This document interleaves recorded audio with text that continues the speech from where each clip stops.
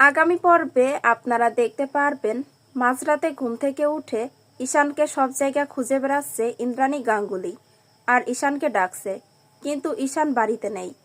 ইন্দ্রাণী গাঙ্গুলি আপন মনে বলতে থাকে, এত রাতে ঈশান কোথায় গেল? আবার অনুশ্রীকেও তো কোথাও দেখছি না।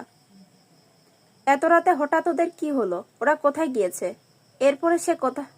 এরপরে সে কাউকে একজনকে ফোন দিতে চায়। এদিকে দেখা যায় অনুশ্রী আর ঈশান ইন্দ্রাণী গাঙ্গুলির চোখ লুকিয়ে আয়ুষ আর কুসুমের বাড়িতে এসেছে।